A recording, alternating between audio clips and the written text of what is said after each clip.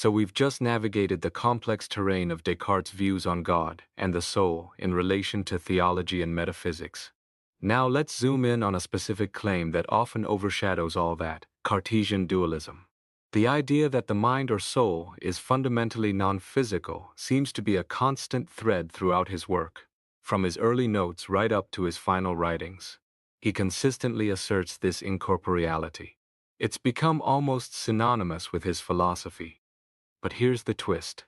While the conclusion, the mind is non-physical, seems consistent, the reasons Descartes gave for believing it were far from uniform. Think of it like having three different engines driving the same car. We're looking at three distinct motivations: theological concerns rooted in faith, metaphysical arguments built on reason and doubt, and scientific observations about the natural world.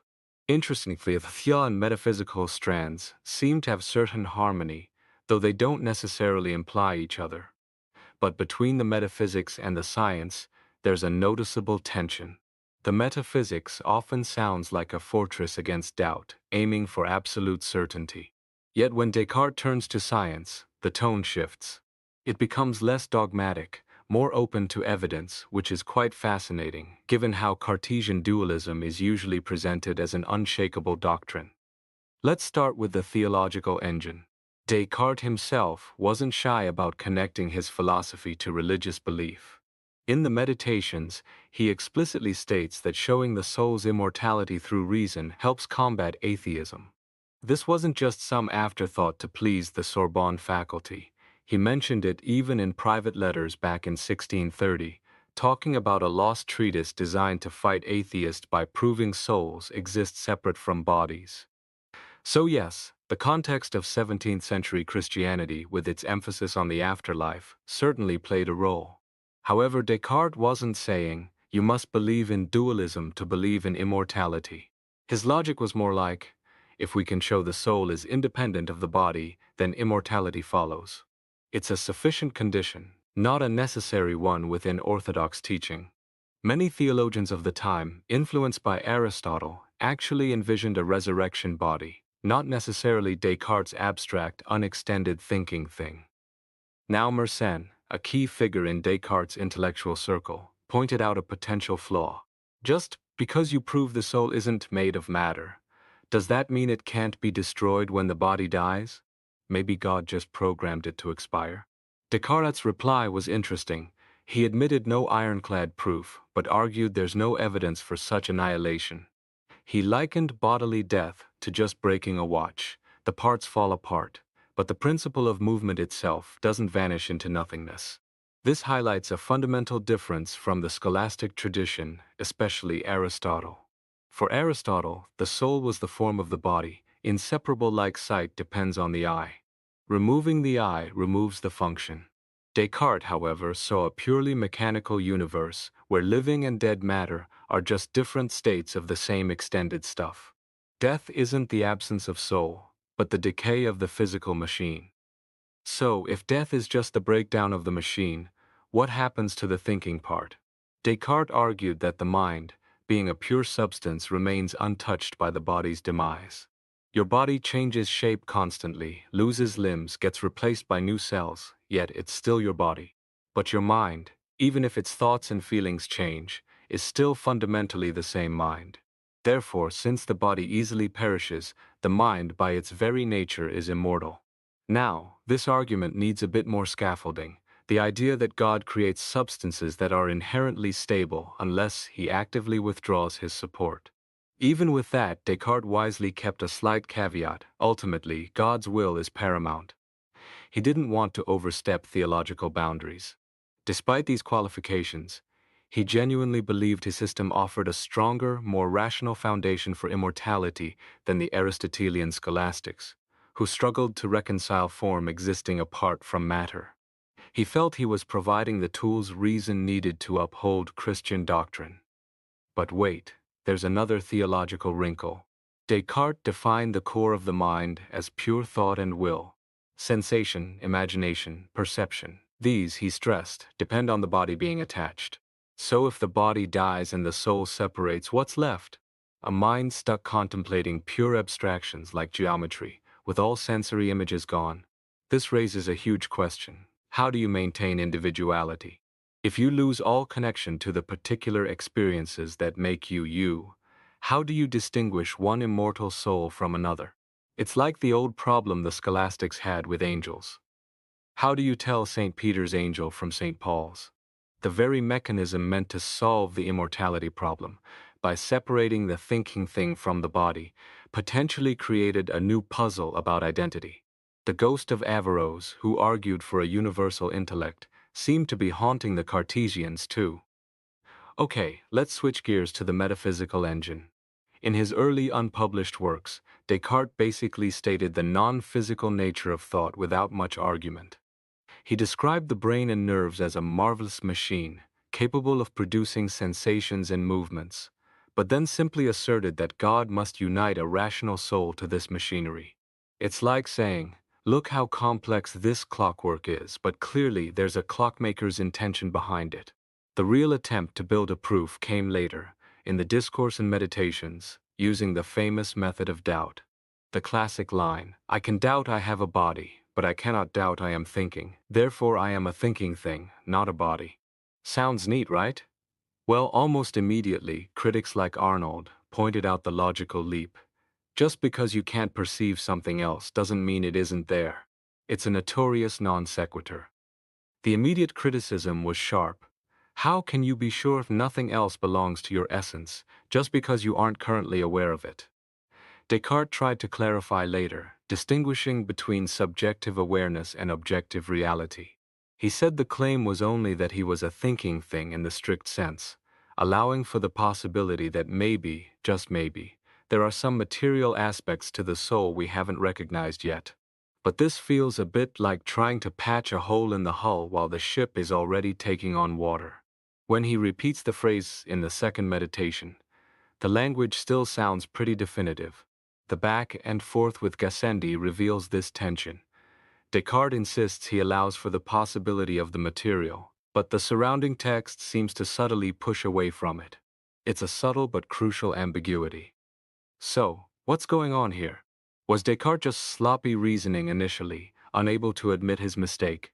Or is there a more charitable interpretation? Perhaps he knew perfectly well that just doubting the body doesn't erase it from reality.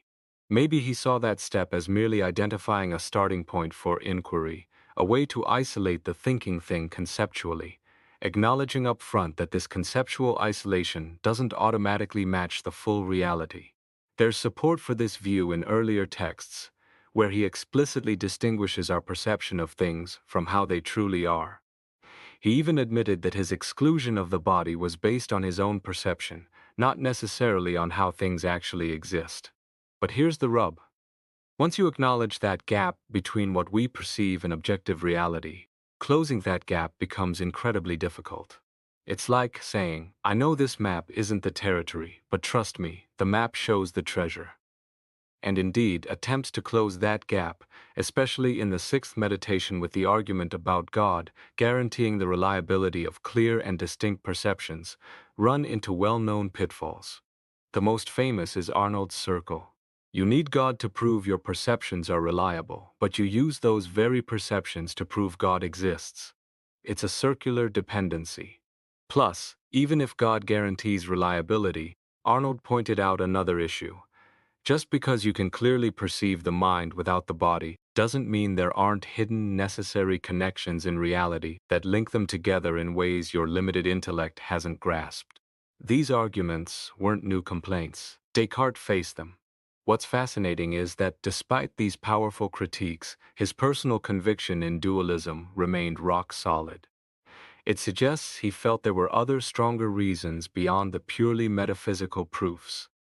This leads us to the third engine, Descartes' science. And here, things get really interesting. In his early work, the Traité de l'Homme, the soul almost disappears. He presents a breathtakingly ambitious mechanistic account of the human body. Think of a self-operating clock or mill. He provocatively declares that no special sensitive or vegetative soul is needed beyond the fire in the heart. Even voluntary actions, like walking or singing, can be mechanistically explained when the mind isn't paying attention. The soul, if it exists at all, is relegated to a supervisory role, like a fountain keeper adjusting the flow, not initiating the movement. So if mechanism explains so much, why does Descartes still posit a soul? The answer comes in the scientific section of the discourse, focusing on what makes humans uniquely human: language and complex thought.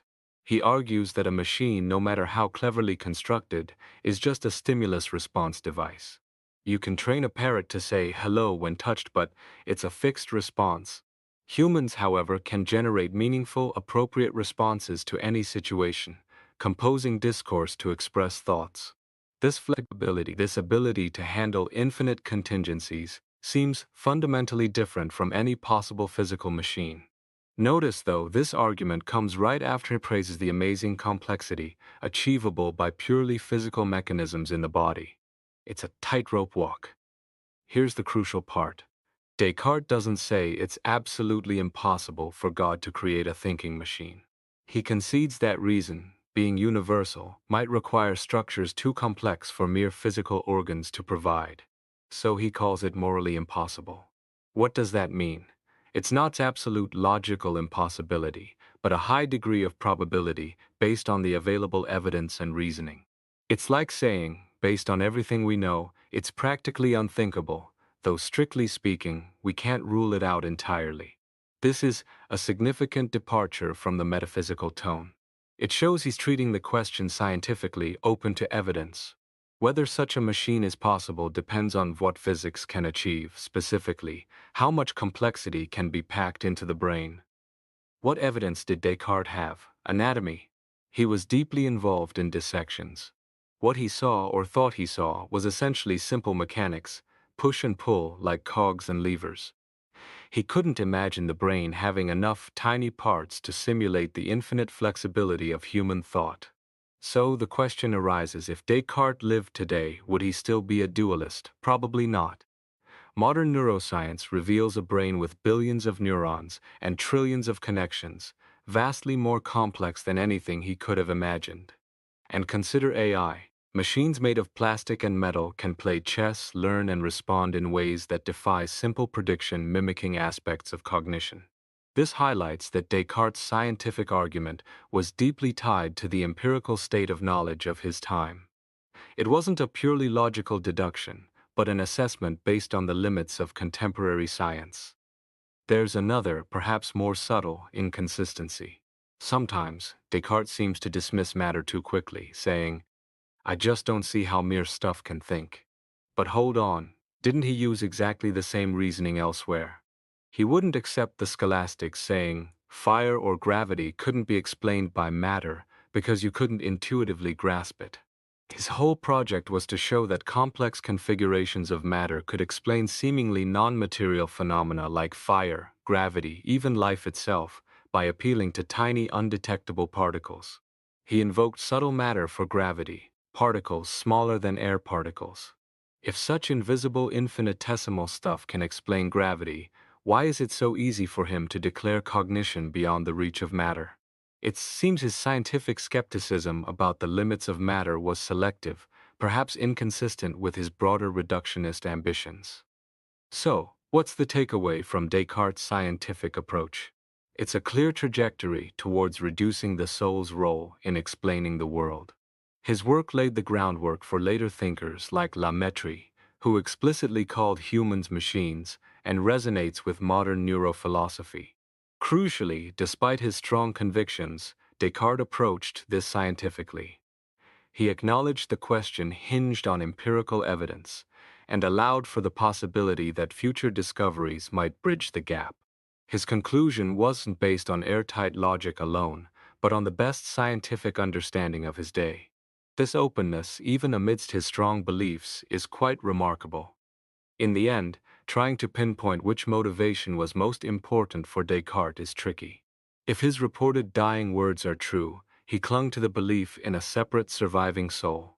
He clearly saw his dualism as offering a better rational foundation for immortality than the alternatives.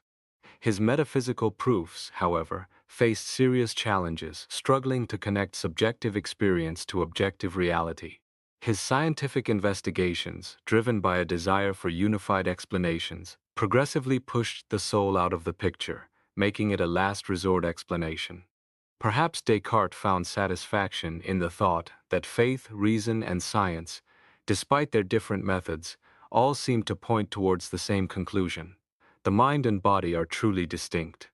So, Descartes' dualism emerges not as a single monolithic idea, but as a fascinating blend of religious conviction, intricate though flawed metaphysical reasoning, and pioneering scientific inquiry.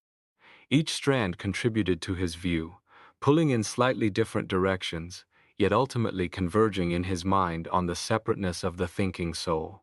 His legacy, then, is not just doctrine itself, but the profound questions it raised about the nature of consciousness and its relationship to the physical world, questions that continue to challenge us today.